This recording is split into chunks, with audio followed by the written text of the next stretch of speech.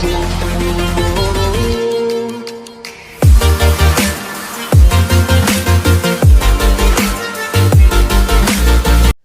नमः. नमस्कार विद्यार्थी मित्रांनो. आज आपण इयत्ता 10वीच्या निबंध लेखनम या लेखन कौशल्याच्या दुसऱ्या विभागाकडे जातो आहे. निबंध लेखनम याचा अर्थ किंवा हे जे शीर्षक आहे हे ऐकूनच आपल्याला काही घाबरून जाण्याचं कारण नाही.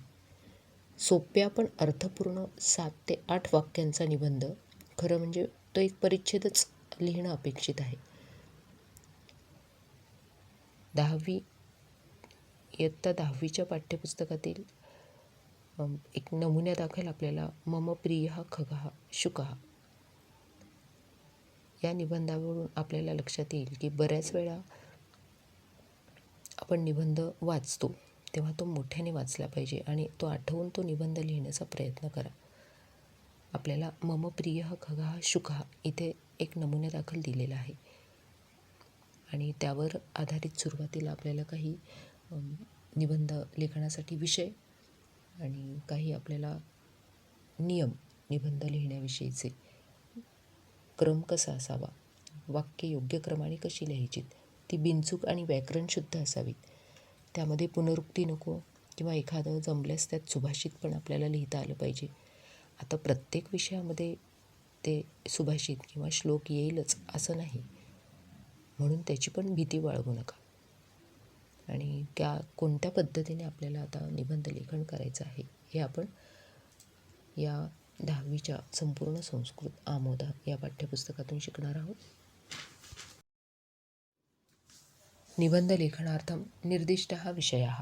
निबंध लेखनासाठी आपल्याला काही खाली विषय दिलेले आहेत.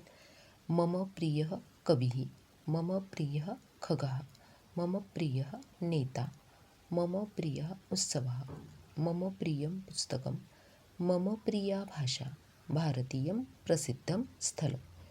आणि या एकूण आपल्याला एक 7 ते 8 निबंधाच्या विषयांपैकी कुठल्याही एका विषयावर तिथे निबंध येणार आणि या पद्धतीने तुम्हाला त्याचे काही नियम पण खाली दिलेले आहेत. 7 अष्टवाक्यात्मकाः निबंधः अपेक्षते. 7 ते 8 वाक्यांमध्ये निबंध अपेक्षित आहे, जे आपण सुरुवातीला सांगितलं होतं त्याप्रमाणे. 3-4 शब्दात्मकं वाक्यम आवश्यकम. आणि प्रत्येक जेव्हा आपण वाक्य लिहू त्या वाक्यामध्ये 3 ते 4 शब्द अपेक्षित आहेत, म्हणजे ते आवश्यकच आहेत.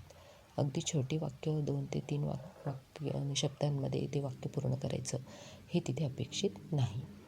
अर्थपूर्णानी वाक्यानी एव.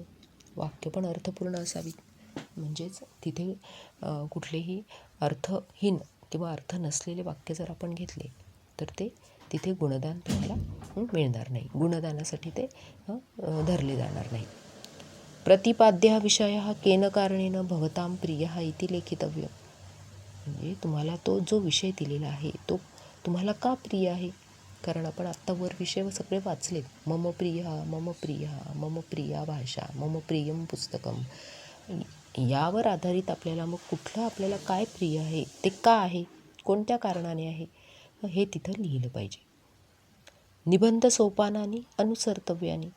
आणि अशा पद्धतीने निबंधाचा क्रम जो आहे तो आपण घेऊन जर लिहिला, वाक्यरचना केली तर नक्कीच आपला निबंध छान होणार आहे आणि सुटसुटीत होणार आहे. सोपानक्रमः. आता आपण वाक्यांचा क्रम कसा आहे ते आधी या आकृतीद्वारे बघूया. शब्दसंग्रह. जो विषय आपल्याला घ्यायचा आहे निबंधाचा, त्यावर आधारित शब्दांचा आपल्याला संग्रह तिथे आधी करावा लागेल. त्यानंतर विषयाधिष्ठित हा प्रश्न, त्याला अनुसरून काही प्रश्न आपल्याला विषयाला अनुसरून तयार करायचे आणि मग त्या त्या वाक्याने मग ते प्रश्नाला अनुसरून आपल्याला वाक्य तयार करायची. मग हे वाक्य करत असताना किंवा या वाक्यांचा क्रम लावत असताना उत्तमः प्रारंभः समारोपः च. प्रारंभ आणि समारोप हा आपल्याला करता आला पाहिजे. 7 ते 8 वाक्यांमध्ये प्रारंभ, त्याचा मध्य किंवा त्याचा समारोप निबंधाचा कसा करायचा हा एक क्रम. आणि त्याच्यानंतरचा क्रम आपल्याला दिले संस्कृत सुक्तया सुभाषिताने. आधी सांगितल्याप्रमाणे म्हणजे सुभाषित किंवा सुक्ती किंवा एखादा श्लोक आपल्याला तिथे अपेक्षित आहे. हा एक क्रम असू शकतो त्या विषयाला अनुसरून, आणि वाक्यांचा उचित क्रम. आणि अशा पद्धतीने वाक्यांचा उचित क्रम घेऊन आपण निबंधाचा विषय किंवा तो निबंध आपण तयार करायचा. आता आपण एक उदाहरण इथे आपल्याला पाठ्यपुस्तकात दिलेलं आहे या विषयाचं, निबंधाच्या मम प्रिया खगा. तो आपण पाहूया, म्हणजे तुमच्या छान या क्रमाप्रमाणे, सोपानक्रमाप्रमाणे कसं इथे निबंध तयार केला हे लक्षात येणार आहे. मम प्रियः खगः शुकः. आता आपण हा निबंध घेऊया, म्हणजे पाठ्यपुस्तकातीलच एक नमुन्यादाखल निबंध घेतला की तुम्हाला मम प्रियः खगः मयूरः पण तुम्ही घेऊ शकता, कपोतः, काकः, चटकः या विषयावर आधारित पण तुम्ही या पद्धतीने, या क्रमाप्रमाणे तुम्ही निबंध तयार करू शकता. बघा, पहिला क्रम आपल्याला काय सांगितला होता, शब्दसंग्रह. आता या पोपटाविषयी काही शब्दसंग्रह आपण केलेला आहे. हरितः, चंचू, रक्ता, वदती, दाडिमं, मरीचिका, पक्षी, उड्डयते, मधुरं, गायति, वृक्षेषु, तदनंतरस्य विहरति, बालानां मित्रं खगः. यापैकी आपण शब्द वाक्यांमध्ये घेऊ शकतो. आता दुसरा क्रम कोणता होता आपला, विषयाधिष्ठितः प्रश्नः. कः वर्णः किं करोति, कुत्र निवसति, किं किं खादति, तस्मै किं रोचते, त्याला काय आवडतं, कानि वैशिष्ट्यानी, किमर्थं प्रिया, तो का प्रिय आहे, तुम्हाला का प्रिय आहे. त्याच्यानंतरचा तिसरा क्रम आपण बघूया, तस्य वर्णः हरिता. आता तिसरा क्रम काय सांगितला, प्रश्नान अनुसृत्य. आपण दुसऱ्या क्रमामध्ये प्रश्न पाहिले, त्यालाच अनुसरून आपल्याला आता वाक्य तयार करायची. उदाहरणार्थ, कः वर्णः, तस्य वर्णः हरितः, तस्य चंचू रक्ता, रक्ता म्हणजे लाल, किं करोति, आकाशे विहरति, कुत्र निवसति, वृक्षस्य कोटरे निवसति सः, किं किं खादति, काय काय खातो, म्हणजे तिथे आपल्याला दिले मरीचिका बीजपुरफलम च खादति, दाडिमं शुकाय अतीव रोचते. हे तुम्हाला लिहिता येईल की त्याला ते का आवडतं. सह मधुरम गायती, आपण हे वरचे शब्द दिलेले आहेत तिथे शब्दसंग्रहांमध्ये, त्या वाक्यात त्याचं रूपांतर करायचं. विठू विठू इथे वदती, तो कसा बोलतो. मनुष्य शब्दानाम अनुकरण अपि करोति, मनुष्य शब्द म्हणजेच त्याचं अनुकरण तो करतो. त्यानंतर आपण आता प्रारंभ समारोप, चौथ्या आपल्या क्रमाकडे जाऊया. प्रारंभ, कोणत्याही निबंधाची सुरुवात किंवा प्रारंभ करताना, जसं आता इथे उदाहरण आपल्याला निबंधाचा विषय आहे मम प्रियः खगः, म्हणजे इथे आपल्याला जेव्हा ते घ्यायचं सुरुवात करायची असते तेव्हा अस्माकं गृहसंकुले नैके खगाः दृश्यन्ते, आमच्या परिसरामध्ये अनेक पक्षी दिसतात. तेषु मम प्रियः खगः शुकः, आणि त्यामध्ये माझा आवडता पक्षी कोण आहे, शुकः म्हणजे पोपट आहे. ही झाली सुरुवात. मग त्याचा मध्य करताना आपल्याला तो कसा आहे, आपण जे वरचे क्रम पाहिले त्या पद्धतीने आपल्याला घेता येणार आहे. तो काय खातो, त्याला काय आवडतं, त्याचं वैशिष्ट्य काय, मनुष्य शब्दान अनुकरणं करोति, हे मध्ये आपल्याला घालता येणार आहे. मध्य त्याचा निबंधाचा तो आपण घेऊ शकतो. आणि आता राहिला समारोप.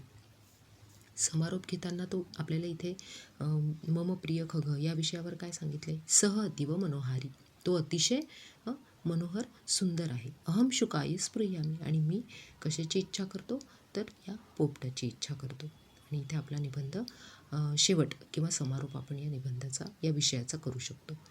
आणि सुभाषित किंवा सुवचनाने कोणत्याही निबंधाची सुरुवात किंवा कुठेही ते सुभाषित आपण मध्याला जरी घातलं तरी तिथे तुम्हाला ते निबंध अत्यंत प्रभावी होणार आहे. आता सुभाषित आपल्याला इथे मम प्रिय खगः शुकःमध्ये सुरुवातीलाच दिलेलं आहे, ते आपण बघूया. बघा, आता सुभाषिताने सुरुवात केलेली आहे या निबंधाची.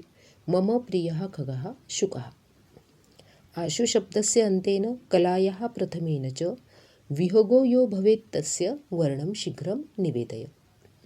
त्याचा अर्थ समजून घेतला तर सुभाषित आपलं पाठ पण होणार आहे आणि छान सुवाच्य अक्षरात आपल्याला निबंध लिहायचा आहे.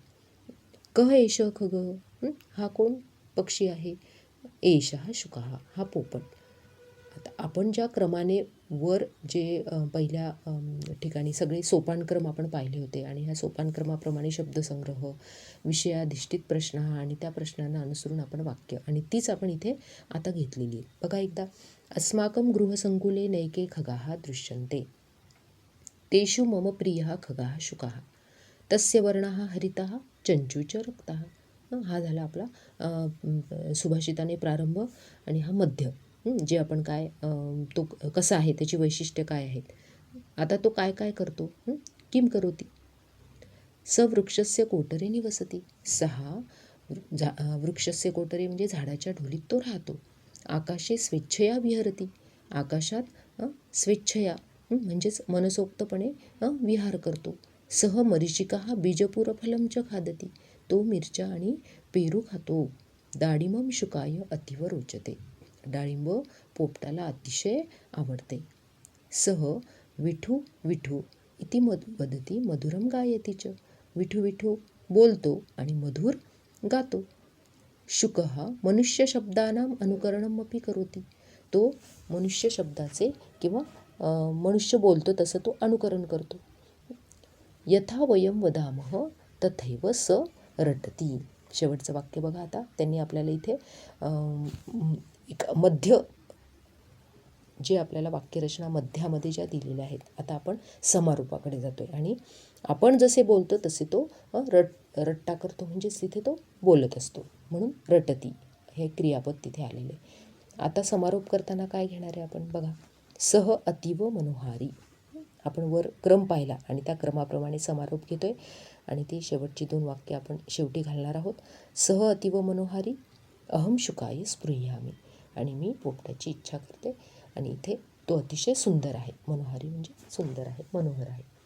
तर इथे आपला हा मम प्रिय खगः शुकः एक नमुन्यादाखल आपल्या पाठ्यपुस्तकात दिलेला निबंध आपण समजून घेतला. मम प्रिय खगः शुकः त्यानंतर आपण त्याच विषयाशी संबंधित फक्त आपल्याला इथे आपण पक्षी बदलला आहे. आवडता पक्षी कोणता आहे तर मयूर आहे. आणि त्या सोपानक्रमाच्या आधारेच आपण आता हा निबंध बघूया. बघा, सुरुवातीला सुभाषितानेच आपण छान सुरुवात केलेली आहे. मयूरो विहगाः रम्यः आनंदयती सर्वान् पृष्ठे सरस्वती तस्य उपवेष्टती मन्यते. अत्यंत सुंदर रमणीय असा हा मोर पक्षी सर्वांना आनंदित करतो आणि त्याच्या पाठीवर सरस्वती आहे, बसलेली आहे असे मानले जाते. बघा, पहिल्यांदा सुरुवात काय केलेली. आरंभ. अस्माकं भारतदेशे नैके खगाः सन्ति तेषु मम प्रियः खगः मयूरः. आलाय हा प्रारंभ आपण 2 वाक्यांमध्ये केलेला आहे. व्याकरण शुद्ध वाक्य आपण लिहिली की तिथे तुम्हाला ते गुण मिळणार आहेत. आता मध्य तो कसा आहे, जसं आपण प्रिय शुकहाचं पाहिलं होतं त्या पद्धतीने. तस्य वर्णः नीलः स वने निवसती. सहा कीटकान् सर्वान् खादती. म्हणजे तो काय करतो, तो कोठे राहतो, तो काय खातो, या सगळ्या गोष्टी. त्याचा रंग कसा आहे. सह राष्ट्रीय खगाः किंवा सह राष्ट्रखगे. सह सरस्वत्याः वाहनम. ते सरस्वतीचे वाहन आहे. हा झाला मध्य. आता समारोप बघा. सह अतीव मनोहारी. जसं आपण पहिल्या विषयात जो समारोप केला होता तो इथे आपल्याला करता येणार आहे. मह्यम मयूरः रोचते. आणि मला मोर अतिशय आवडतो. अत्यंत सोप्या क्रमाने आपण जसं आपल्या पाठ्यपुस्तकात सांगितला तसा सोपानक्रम घेऊन आपण मम प्रिय खगः मयूरः हा पण विषय घेऊन तुम्ही तो निबंध लिहू शकता. तर अतिशय सोप्या भाषेमध्ये सोपानक्रम घेऊन आपण छान निबंधाचे 2 विषय पाहिलेत. 2 विषय म्हणण्यापेक्षा मम प्रिय खगः आणि ते 2 पक्ष्यांचं वर्णन आपण त्या निबंधामध्ये घेतलेलं आहे, मयूरः आणि शुकः. तर विद्यार्थ्यांनो, हा व्हिडिओ आवडला असेल, छान वाटला असेल, तुम्हाला हे निबंध तुमच्या लेखन पुस्तिकेत लिहून काढा, छान वाचून काढाल, वाक्यरचना करण्याचा सराव करा. आणि नक्कीच व्हिडिओ आवडला असेल तर लाईक करा, शेअर करा आणि तुमच्या सबस्क्राईब आणि बेल आयकॉनला क्लिक करायला विसरू नका. ज्यांनी अजूनही कोणी सबस्क्राईब केलं नसेल आणि जे पहिल्यांदा संस्कृत सिरीज चॅनलवर असाल तर सबस्क्राईब आणि बेल आयकॉनला क्लिक मात्र नक्की करा. तर आज आपण इथेच थांबूया. इतर विषय घेऊन परत आपण पुन्हा भेटूया. पुनर्मिलामः.